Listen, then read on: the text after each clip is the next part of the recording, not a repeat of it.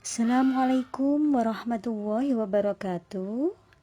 Apa kabar anak-anakku semuanya? Bu Sulis berharap kalian yang di rumah ataupun di pondok selalu dalam keadaan sehat walafiat. Bu Sulis berharap juga bahwa kalian selama di rumah ataupun di pondok tetap semangat untuk belajar. Anak-anakku semuanya, wabah COVID belum berakhir. Pandemi ini masih mengharuskan kita untuk belajar dari rumah ataupun dari pondok. Tapi ibu selalu berharap bahwa sampean tetap semangat belajar, tetap optimis bahwa wabah ini segera berlalu. Baik anak-anak, sebelum kita mulai materi bimbingan dan konseling kali ini, kita berdoa terlebih dahulu agar kita senantiasa dilindungi oleh Allah dan diberikan semangat untuk tetap belajar, ya. Baik, kita awali dengan bacaan basmalah. Bismillahirrahmanirrahim. Berdoa dalam hati masing-masing. Amin, amin, amin ya robbal alamin. Baik, semoga doa-doa kalian semua diijabah oleh Allah Subhanahu wa taala. Pada pertemuan kali ini, anak-anakku, ibu ingin memberi materi atau tips cara bergaul di lingkungan yang baru.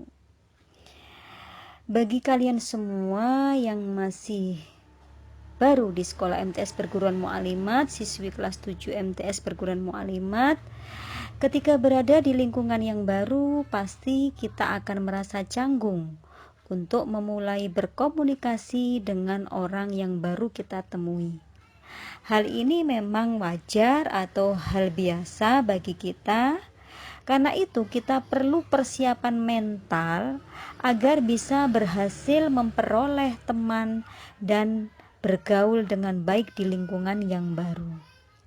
Anak-anakku semuanya, ada beberapa hal yang perlu diperhatikan dalam membina hubungan dengan teman di lingkungan yang serba baru, agar kalian semua tidak salah tingkah dan mungkin salah paham dengan teman-teman yang sampean temui di lingkungan yang baru, seperti di pondok ataupun di kelas ataupun di lingkungan yang kita anggap kita belum bisa beradaptasi dengan baik.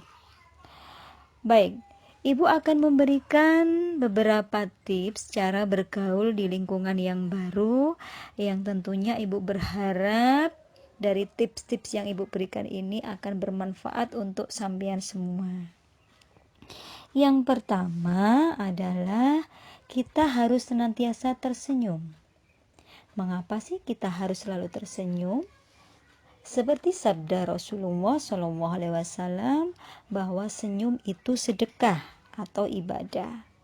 Maka ketika kita mulai memasuki lingkungan yang baru, tebarlah senyum dengan semua orang, mudah tersenyum, tidak memberikan wajah yang cemberut kepada teman-teman di sekitar kita, dengan niat yang tulus dan ikhlas.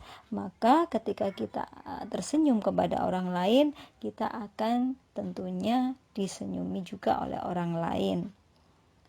Untuk yang kedua, menghafal nama dengan memanggil nama panggilan yang baik.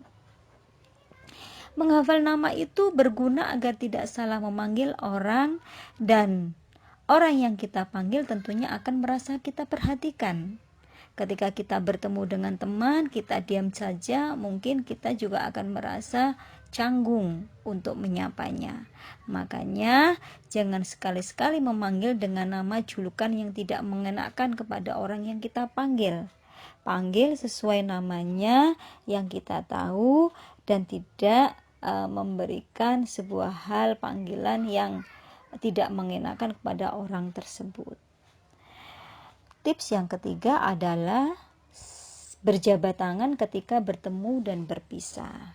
Anak-anakku, di MTS Perguruan Mu'alimat ini kita diajarkan untuk berjabat tangan ketika bertemu dengan dengan ibu guru, maksudnya Bu Sulis, dengan teman-teman baik di pondok maupun di sekolah. Berjabat tangan itu akan menghapus dosa dan akan menghilangkan rasa dendam. Tapi ingat ya, berjabat tangannya itu dengan teman yang memiliki jenis kelamin yang sama. Kalau berbeda, laki-laki dan perempuan tidak perlu berjabat tangan. Cukup ketika kita bertemu dengan Bapak Guru, kita hanya berucap salam saja. Ya, kita berjabat tangan dengan Ibu Guru dan teman-teman di pondok maupun di kelas. Selanjutnya adalah menghargai pendapat orang lain. Anak-anakku, perbedaan adalah sesuatu yang indah. Jangan mengharapkan orang lain itu selalu sama dengan kita. Sampean bayangkan jika di dunia ini semua sama, pasti ngeri kan? Jadi memang setiap orang itu punya perbedaan. Kita tidak bisa menyamakan pendapat dengan kita, apa yang kita inginkan. Kita juga tidak bisa memaksakan kehendak dengan apa yang kita mau. Tips yang kelima adalah berikan perhatian. Tentunya anak-anakku, kalau sampean diperhatikan oleh orang lain atau teman sampean, tentunya kita sangat bahagia, sangat happy, sangat senang. Memberikan perhatian dalam bentuk apapun akan menambah tali persaudaraan kita semakin kuat. Akan menambah teman, akan menambah sahabat. Kalau kita tidak pernah memperhatikan orang lain, kita juga tidak akan diperhatikan oleh orang lain. Baik. Untuk selanjutnya tipsnya adalah kita harus selalu bersikap jujur. Bersikap jujur, jujur dalam perbuatan, jujur dalam perkataan akan mendapatkan atau akan mendatangkan kebaikan dan ketenangan untuk kita. Karena jujur ini kunci yang utama, anak-anakku. Kalau kita sekali berbohong, maka orang lain tidak akan percaya dengan apa yang kita ucapkan dan apa yang kita lakukan.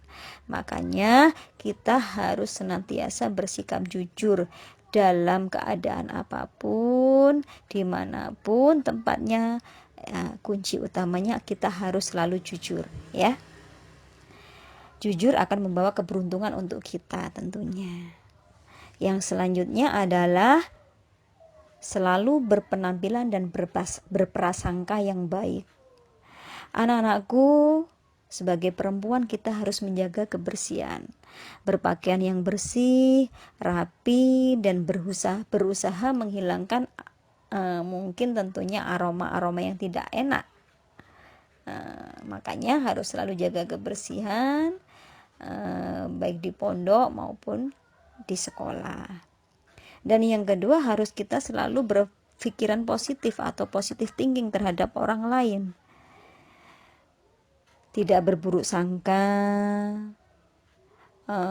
jangan negatif thinking kepada orang lain. Kalau kita selalu berpikiran yang positif, tentunya akan menambah kebahagiaan untuk diri kita sendiri. Yang selanjutnya, yang kedelapan adalah tipsnya kita harus selalu percaya diri.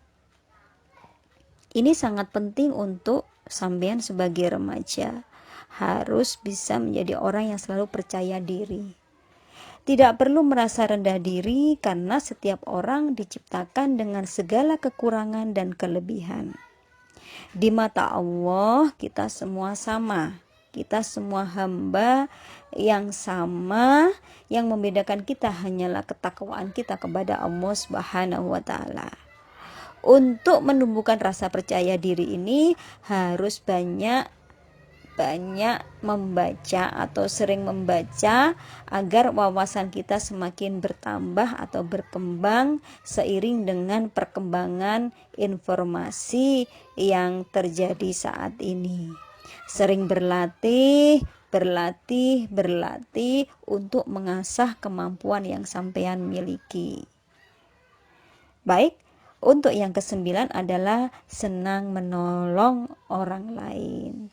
Ini sangat penting bagi kita karena kita sebagai manusia adalah makhluk sosial, tentunya kita harus saling tolong menolong karena kita juga membutuhkan orang lain.